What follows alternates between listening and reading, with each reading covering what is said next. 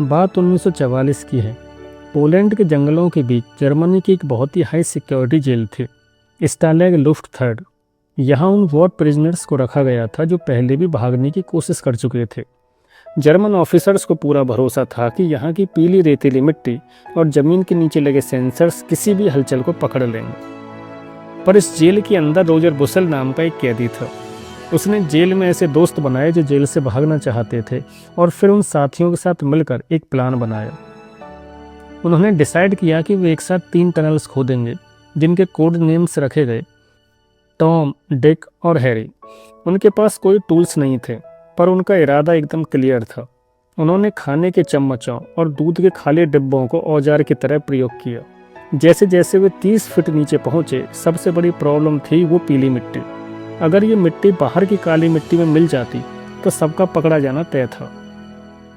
यहाँ उन्होंने अपने माइंड का यूज किया और एक टेक्निक निकाली जिसे उन्होंने पेंगुइन टेक्निक कहा।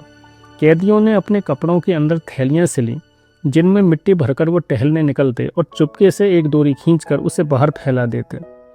महीनों की इस मेहनत के दौरान जेल के अंदर एक अलग ही दुनिया चल रही थी। जहाँ कुछ लोग खुदाई कर रहे थे, वहीं कुछ साथी नकली पासपोर्ट्स, आईडी कार्ड्स और कपड़े तैयार कर रहे थे। इस काम के लिए वे लालची जेल वर्कर्स का इस्तेमाल कर रहे थे और जेल से बाहरी लोगों से संपर्क भी बनाए हुए थे। बहुत सीक्रेट तरीके से काम चल रहा था। आखिरकार 24 मार्च 1944 की रात आई। बहुत ठंड थी और एक टनल पूरी तरह तैयार थी। कैदी एक एक करके उसमें रेंगने लगे, लेकिन जैसे ही पहला कैदी बाहर निकला वो हैरान रह गया। एक छोटी सी कैलकुलेशन की गलती की वजह से टनल का मुंह जंगल के बजाय खुले मैदान में खुल गया था। ऊपर गाइड की लाइट घूम रही थी।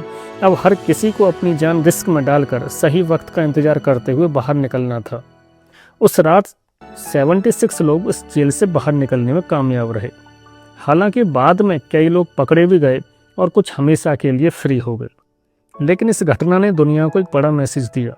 इसने साबित किया कि जब इंसान अपनी मैकेनिकल लाइफ से निकलकर एक कॉन्शियस मकसद के साथ जुड़ता है तो कोई भी दीवार उसे रोक नहीं पाती।